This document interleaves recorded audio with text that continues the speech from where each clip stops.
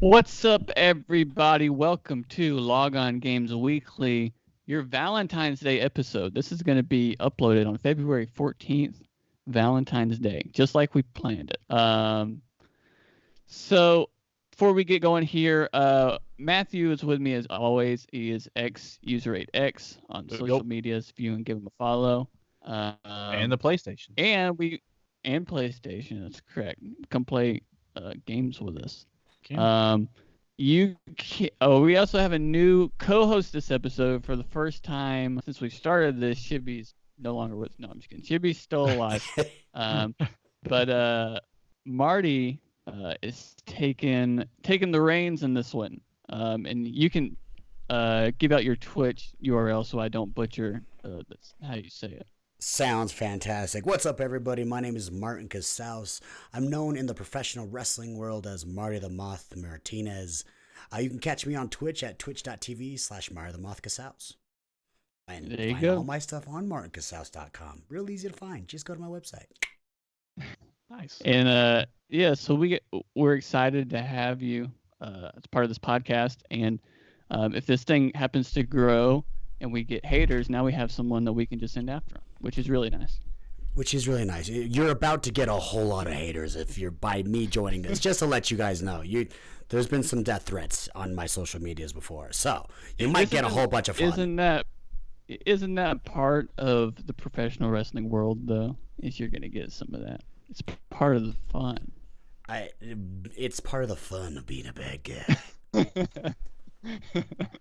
All right. Yeah. So again, this is Log On Games Weekly. This is a podcast, basically all your gaming news that you can think about for either the week to come or the week past. Maybe something gets announced. Maybe a big game's coming out. Maybe there's events happening. This is the podcast to listen to get all your weekly news. This podcast uploads every Friday to all platforms and as a video on Facebook. And then as well, Marty is going to have this go on his YouTube channel as well, so you can check him out on all the social medias and all that. And again, this is the second episode since we've partnered with OuchThatHurts.com. They are mainly a music and video game website. A lot of reviews on there. You get a bunch of first looks. So maybe we partnered up with them. So basically, we can get some maybe early access games or some games that maybe you guys don't know a lot about or you want us to play. We can possibly have access to some of these games so we can do some more podcasts, maybe some more shows, or you can follow us on our social media pages. Just kind of see maybe some early access kind of stuff. Hopefully in the weeks, months to come. So go follow all them. You can go to OuchThatHurts.com. They also have more podcasts on there. So if there's a game that we don't talk about or something that you really want to hear podcasts about, go over there and check them out and see if there's something for you over there. Again, you can follow us at Logon Games on Twitter, and it's facebook.com/Logon Games, where you can listen to us, send us a message, comment, any of that stuff. If you're listening to this on Apple Podcasts, you can rate us 5 stars. Helps out a lot. Anywhere else, just give it a share. You know the rigmarole. So we're going to get right into our weekly news here. And a couple things I want to go over that aren't really much to talk about, or some we've talked about in the past, but Pokemon Home is out now on all platforms that it said it was going to be out on, so Switch and PC and smartphones, I believe. So if you've been waiting to get your Pokemon in and out of certain games or to store them for the next game, that is out and available now. Today, Marvel's Avengers announced the pre-order for that game. So you can pre-order that game now across all platforms. There's massive $200 versions that have a freaking Captain America statue and life size things. Exactly. All the things that you would think Marvel would do for a $200 edition of their game. And then there's other editions as well, so you can go check that out if you are a PS4 player, which majority of us in this podcast, maybe all of us, are. Heck yeah.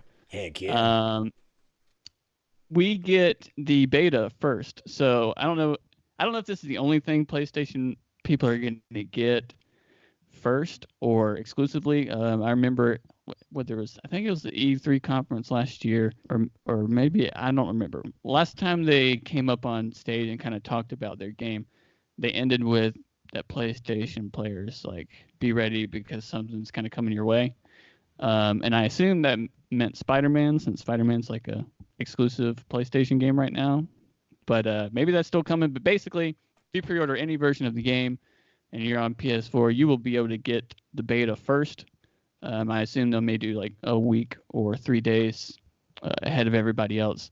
But for any edition, you can pre-order it and you'll get beta access. And then some of these editions, you get basically 3 days, 72 hours early. You'll get the whole game 72 hours early. So if that's interesting, you can. They also put out a new trailer, so if you're interested in that, go check it out. Pre-orders are available.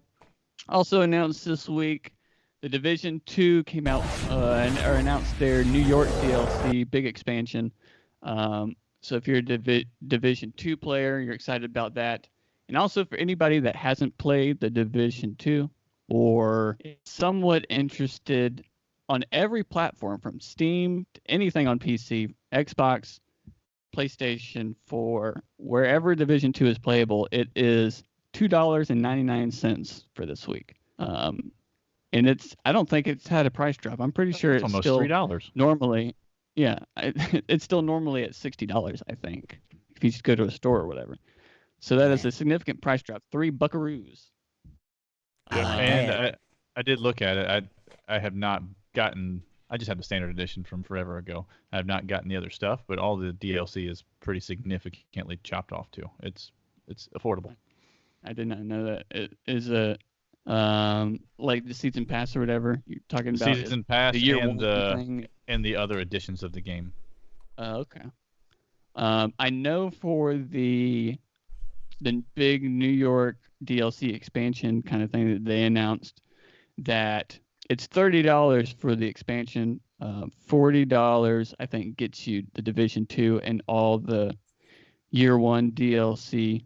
So if you just want to hold out and you can pay $40, you can get all of it. But at the same time, $3, $2.99, 1 cent away from being $3.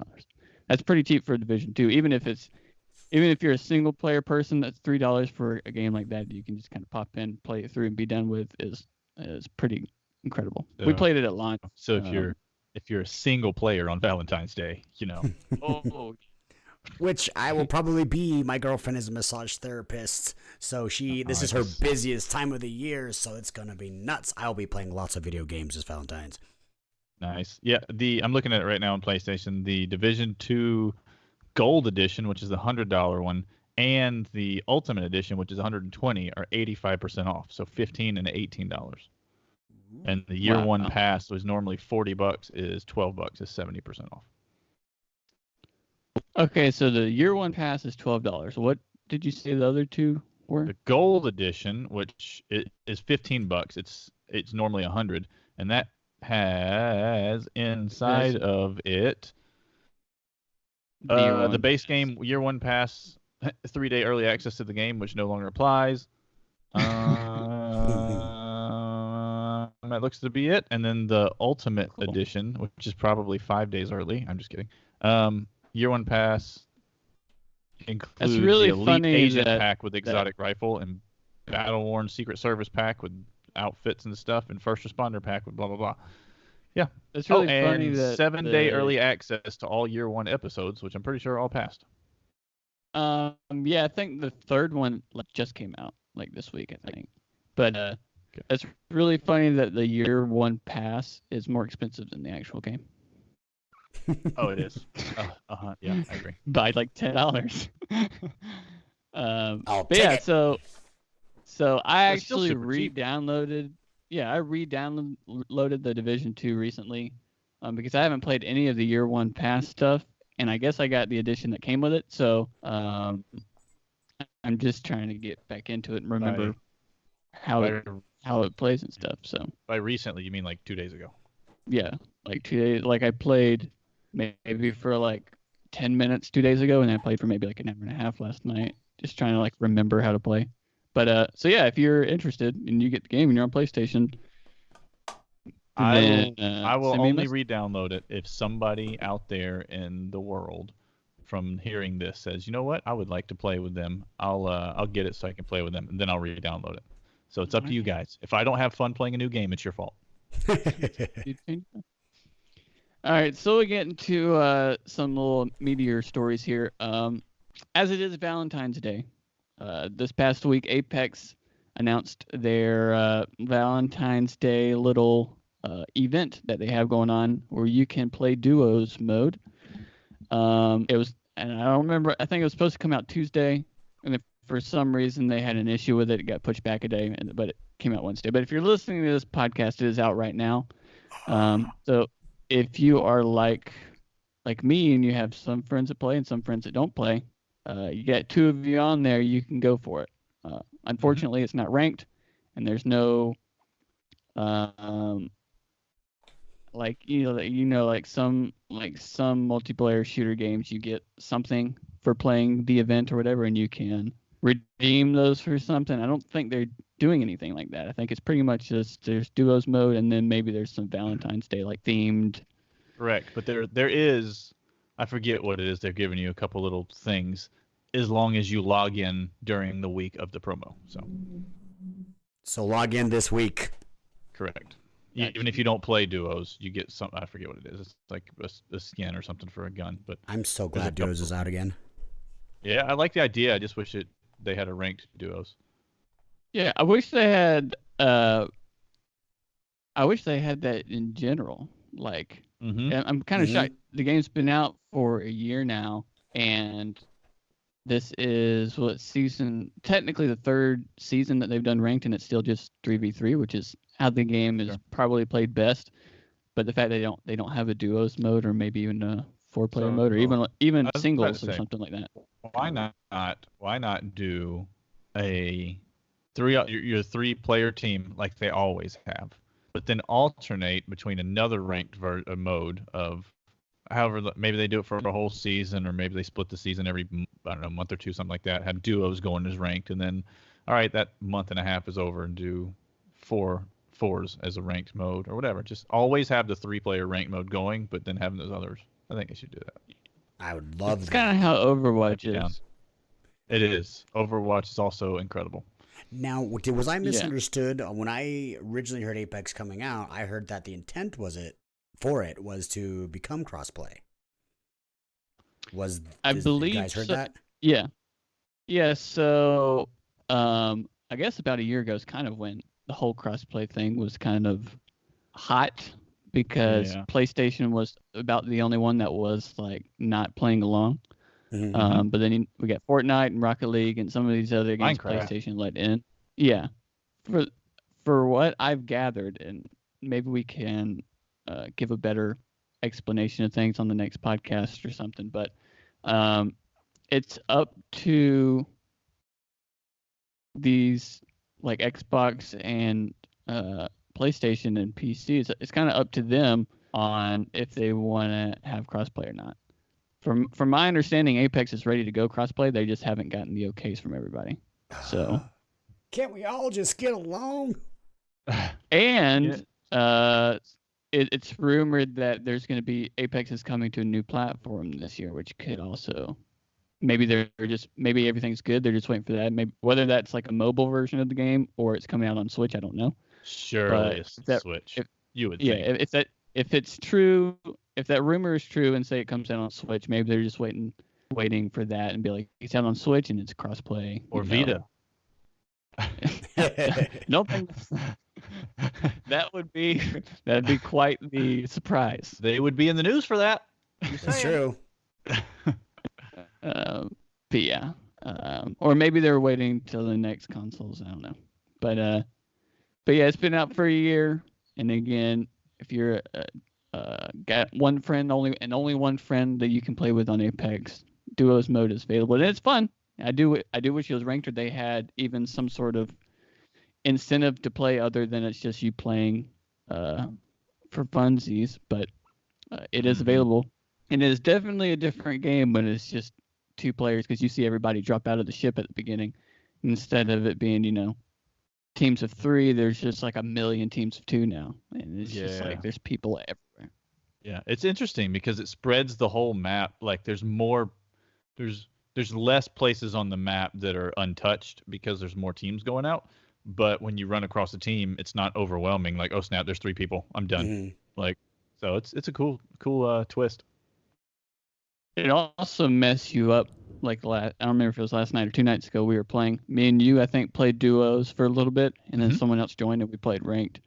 And I remember seeing 2 people together and being like, "Oh, we're playing duos. Like that's it. I'm gonna go after them. It's only 2 people." And then I was like, "Oh no, we're playing ranked, and there's definitely a 3rd person." And it ruined my day, but happens. Moving on here to another shooter.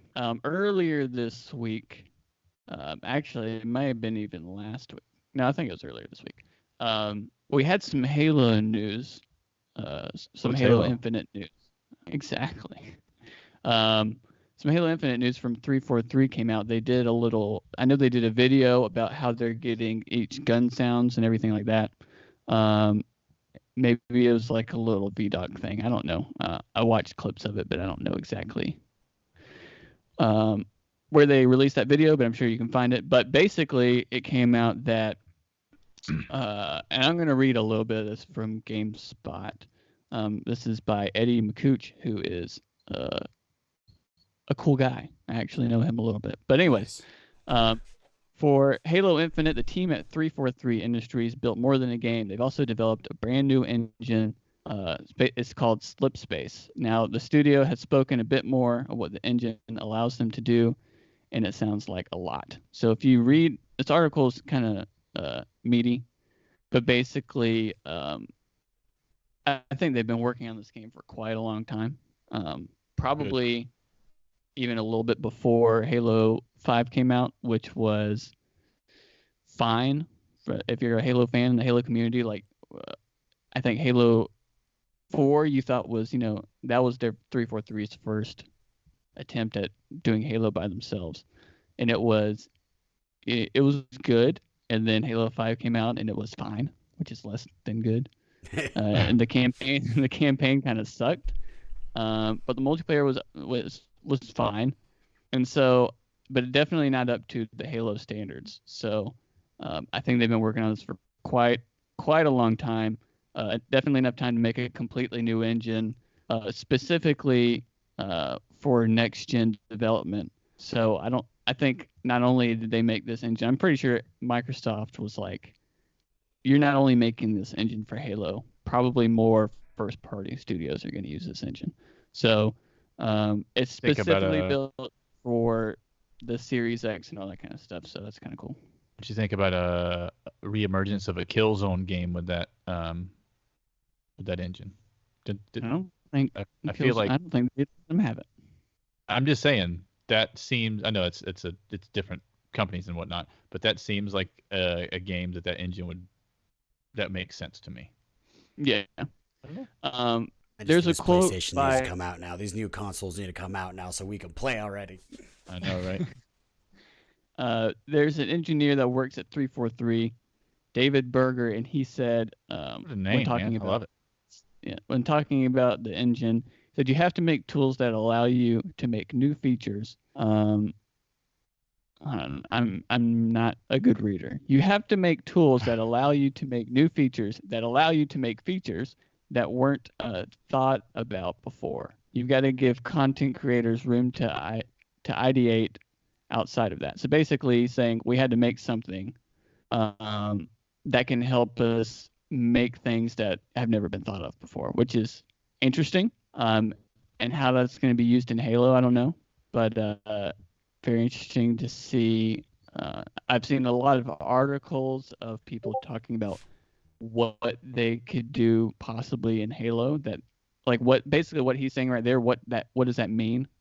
So there's some interesting articles if you just want to Google this and see exactly what new things Halo can come up with and if it's going to work out. Yeah, I'm seeing here in the article there's a rumor of a grappling hook.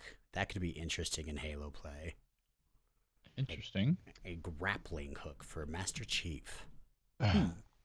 I don't know. Sometimes you got to grapple. I think I'm in the minority when I say this, but to me, Halo is legitimately exclusively multiplayer. The only enjoyment I've ever gotten from a Halo game in the story mode was ODST, and that was because it was, I don't know, it just felt a little more fluid, and we actually that we was played that a good bit. That was a we played good that a story good mode. bit. I think if you ask the majority of Halo people what their favorite campaign is, ODST is near the top almost every time. Sure, and I enjoyed it, but I mean that's the difference to me from I really enjoyed playing ODST, and I really dislike the campaign on all of the other ones. I just don't. It didn't feel. They didn't feel cohesive to me. It was just kind of like, okay, go kill these guys. Okay, cool, cutscene. All right, now go kill these guys. Cool, cutscene. There was not a whole lot of why am I doing what I'm doing. It's different. Back in the day, I think what made the campaigns fun was the fact that not only was Halo really good, but Xbox Live was brand new and just taking off, and like achievements and all that kind of stuff were brand new and taking off. And so it was like everybody was just like fiending to get all the achievements to this. And in order to do that, you had to basically play the campaign, not only single player, but multiplayer on like the hardest difficulties and find all the skulls and beat levels with certain skulls on and all that kind of stuff to get the achievements. Mm-hmm. So, and doing that with friends, I think, is what made the campaign so much fun for some people. Sure, and I should have enjoyed that because that's the kind of stuff that I like, but it didn't do it for me. I don't know why. I don't know. See, maybe it's because I didn't get into it till later. Maybe that Halo 1's what turned me on to the, like right off the bat, that campaign, because I never even got into like playing multiplayer until I started streaming, which was a year ago. So I was never able to play with people online. So that campaign of the original Halo just turned me on in all the right ways. Like I haven't played first person shooter that I liked that much since GoldenEye on Nintendo 64. For sure. Yeah, we need a remaster of that game. So we need. Oh yeah, they tried, and it was horrible. Did you guys play that at all? I did not, because it was horrible. Remaster that sucker and stick it on the Switch. Come on now. Deal. That's just money waiting to be made. I think the first 3 Halo campaigns, Halo 1, 2, and 3, are very good campaigns, and then 4 was and 5 was just an atrocity. Not for Halo, but just for anything. It was just like, but especially for Halo. It was like everything that we have built. If you can get your head around the story, everything that we have built, we're just going to completely disregard that and make this campaign for Halo 5, and it was awful. It was hard to get through. But this is going to be a next gen game, and they've been working on this for a long time. Hopefully, they're bringing out all the big guns, and I hope nothing more but for Halo to be good. Again, I will say that. Yeah, the problem is it's going to have to be like the best game of our generation to make me buy an Xbox. Like it's going to have to be that good. We'll see. And then there's also the fact that this is going to be available on the previous, like Xbox One X and your Xbox One, and even your Xbox One that you got at launch. Supposedly, we'll still be able to play Halo Infinite. Maybe not in the best settings, but you'll be able to play it. So it's also that. So we'll go from one first party to another first party. Came out this week. How much Sony paid to buy Insomniac Games? Insomniac Games has made like Ratchet and Clank games. They made exclusive for Xbox Sunset Overdrive, right at kind of the beginning of Xbox One's career there. And then they're best known for like Spyro, Ratchet and Clank type games. But they were bought out by Sony, and then they made the Spider-Man PS4 game. And it came out that Sony had paid them $229 million, mainly in cash, for Insomniac Games in November of 2019. That makes me wonder, if it's mainly in cash, was it like cash and a few cars? Like, what was the rest of it? Just because? High Here's fives. $200 million in cash, and then 29 million all in pennies, just for you guys. That's cash. That counts as cash. 6 high fives. I know, right? I'm just curious. That's fine. I don't know. It's a strange thing to say, but that is a whole bunch of money. But that's also, especially with Xbox in the last couple of years, buying up all these first-party studios. That's a good get for them. And sure. Spider-Man made a lot of money, and the next one's going to make even more money. So, did we come out? There's a Spider-Man sequel coming. You would think. I assume, yeah. The way the first game ended, I don't know if they've said we are 100% working on Spider-Man 2, but I know they've 100% said that they haven't said that. So everything points to there being a sequel. I think they're just kind of playing their cards close. The game I still have not played. If you have not played Spider-Man, you're missing out on life. I know. I will play. Here's the deal. I actually was talking to a friend about it the other day. I'll buy it because it's gone on sale multiple times, and I just haven't bought it yet. But that I'm assuming it's gonna give you the Batman feel as far as combat and those kind of things. 100. And those games are great, and I've played all those games. That's not my kind of game. Like the story and stuff, I love that. But the action fighting system, that's not normally my kind of game. But yeah, the Batman games are so good, you had to play them anyways. And I feel like Spider-Man the same way. So it's not necessarily in my wheelhouse as far as mechanics go, but it's gonna be so good I gotta play it anyways. Oh, yeah, man, it's a lot of. You can literally just swing around in that game and have a grand old time just swinging around in New York City because it's gorgeous and everything seems. Oh my gosh, I'm swinging in New York. It's great. Yeah, it looks fantastic. So I'll be jumping on that soonish. It is a lot of button mashing, but at the same time, I didn't play the Batman games. I've watched them, like I've watched you play them sometimes and all that kind of stuff. But I'm not a Batman person. I'm just not a Batman person. I don't know what it is. But you remember when we got our PlayStation 3, it came with Batman, Arkham Asylum. I think pretty sure it was the first one.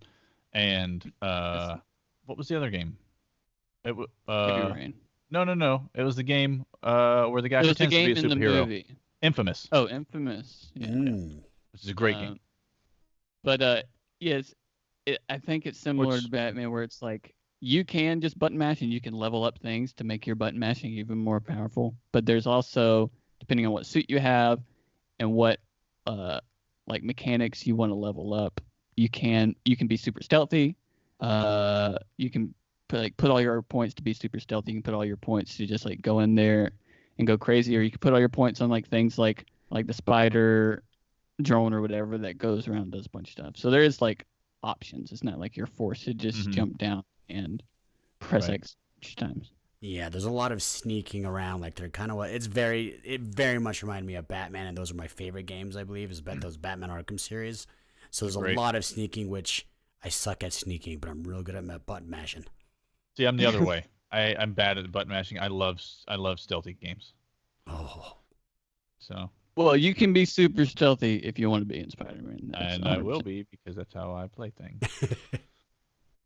Alrighty, so these next two news stories kind of run together. I don't know if I said at the top of the episode, but basically the topic of the week here coming up is going to be a lot about Xbox and what their plans are for next gen. But it came out yesterday, the time we're recording this, I believe, that Jeff Keighley, who is very large in the video game world. He's the one that puts on the Game Awards every week or every year.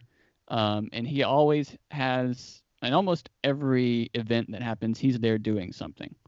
And then the last, forever at E3, he's done a show, whether it's the GameSpot show, whether it's his own show, or this Coliseum that he's done for the last couple of years. But he announced that he is not going to be doing the show at E3. And I don't know if you can hear that, but my cat's food's just going off. I hear it very faintly. Well, it used to be louder, but the speaker is dying, so it's like it's a voice recorded thing of my wife telling the cat to come in, but the speaker's dying, so she kind of sounds like an alien or a dying robot or something. Which basically, so it's your wife is there even though she's not there. That's correct. She is not here right now, but she is here. She's inside. She's trapped inside the automatic cat food. She's watching But anyway, she. So yeah, he is not going to be doing this show at E3 anymore, or at least this year, which is Sony. This is the second year in a row they're not going to be at E3. I was outside of E3, wasn't inside of E3 last year, but for the people that were inside, they talked about how kind of empty it was and how it just didn't necessarily feel like E3 is supposed to feel like, and a lot of that was because Sony's not there. And now this is obviously not a developer, but a big name in the video game world who is not going to be doing his show there that normally does. So it's just another decline in what E3 is going to be this year. However, they did. Let me see if I can find this tweet. If one of you want to talk about E3 for a second, you can while I find this tweet. Well, I think the big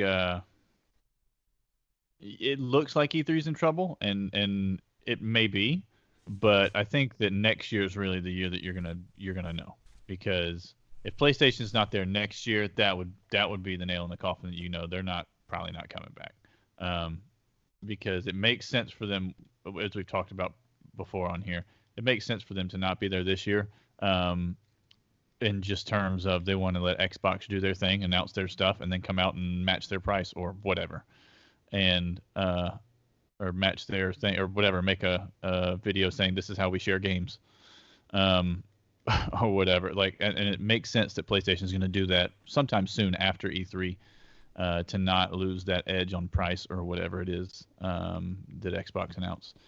But next year, when everything's out and it's just about games, it would be a big shot to E3 if everybody doesn't show up. Yeah. So E3, I can't find the tweet, but I found an article. They came out, the Electronics Expo people came out and confirmed that Xbox, Nintendo, Ubisoft, Bethesda, Sega, Capcom, Square Enix, Take-Two Interactive, Bandai Namco, and Warner Brothers games will all be at E3 this year. Sweet. So Dreamcast 2, you think? Exactly. Dreamcast 2. This is time. No. But it is at least good to hear that the majority of these people aren't going to be dropping out as well, and that they're going to be there. And so it'll at least be a big event for another year, and we'll see how it goes. But good to hear that a lot of these people, obviously Xbox, I think we all knew was going to be there because they have their own stadium right across the street from where they hold E3. But it's nice to see that Nintendo's going to be there again. Bethesda is going to be there again, and I assume do their conference.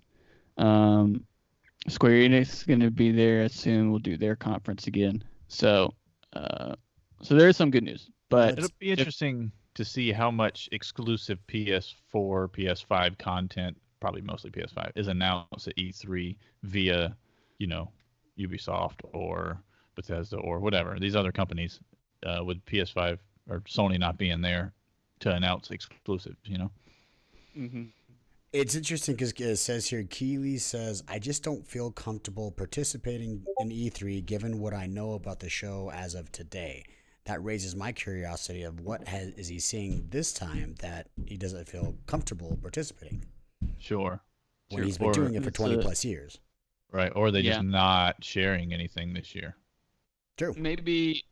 Yeah, maybe. I mean, he was there last year. Maybe part of it is he knew by the end of last year that it wasn't worth his time almost to do it this year. So maybe that has a part to play in it. He was kind of down last year, and also last year was kind of the limbo because everyone knew that the next gen consoles were going to be announced soon, and that they're coming next year's E3 would be the one. That's what everybody said last year, and so there's a lot of nothing last year. It was Cyberpunk and Final Fantasy VII, which we already knew about, and that was E3 2019. So this year, maybe he kind of sees, I don't know, maybe he knows that Sony's waiting, for all we know. The Sony's not even going to announce a lot of stuff, and that they're waiting till after E3. So most of the Sony stuff that will be announced, it won't be there. So I don't know. It makes me curious, but You know what? If we can somehow get Jeff Keighley on the show, we'll ask him. If we just tweet at him every day until he comes on the show. And you guys, all you people listening, if you can just tweet over at him every day. You're the secret weapon. Yeah, so talking about E3 a little bit, we'll go into our topic of the show as we talked about a lot of PS5 stuff last week as they announced all their website and talked about how they're not ready to talk about the PS5, but they will be, here in the future.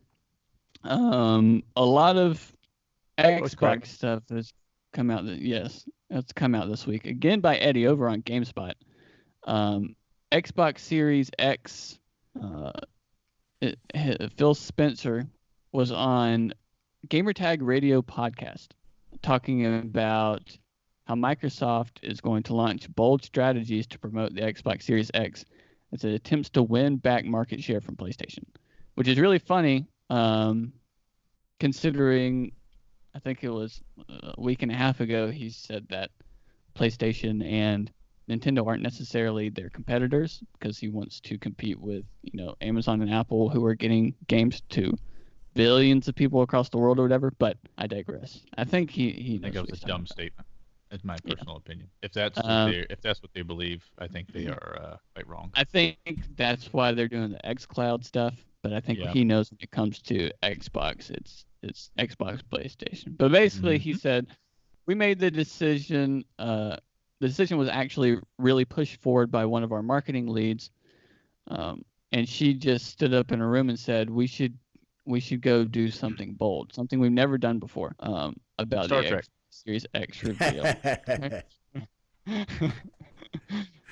He said, "Let's face it, we're not in the market position we wanted to be last generation. I don't think we're going to get to disrupt and grow our business just doing what we've always done. Let's try and do new things," he added. And when she first brought up the idea to me, honestly, I wasn't the biggest fan. I was like, well, there's going to be a lot of other games there. But basically, yeah, you can go on and read this article. It's a pretty big article where he doesn't give any specifics. He just talks about they're trying to do something bold. And this is one more paragraph that he says. He's like, "I like trying something bold. I'm really happy with the way it played out and the response from the fans," he said, of the Xbox Series X reveal during the Game Awards. "But every decision we make between now and launch, we're trying to think about things in a different way. Some of them we'll get right, some of them we won't, but we're definitely not going to be meek. We're going to be bold in what we're trying to do." And so, very interesting. It's weird how PlayStation's ready to just do more of the same because they destroyed this generation, and there's really, if it's not broke, don't fix it kind of attitude. And Xbox being the exact opposite way. It's going to be very interesting to see what plays out.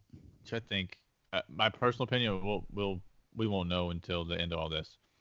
I think PlayStation has the correct way of thinking about it, and I don't necessarily think that that Microsoft is, hey, let's try something new because that's where things are going. I think it's more so that they know that they're fighting an uphill battle because of this generation of consoles, and because I think was the numbers that did Nintendo just pass Xbox and system sold? Yeah, wow, and really? in their Insanity. Yeah, Yep. And way less time, and so and that obviously that means that Nintendo is doing just fine selling consoles, and all they did was just let you play your games anywhere you want, which is an awesome thing to do, but that's not reinventing the wheel as far as a whole brand new, this is something we've never thought of before, the cloud or whatever.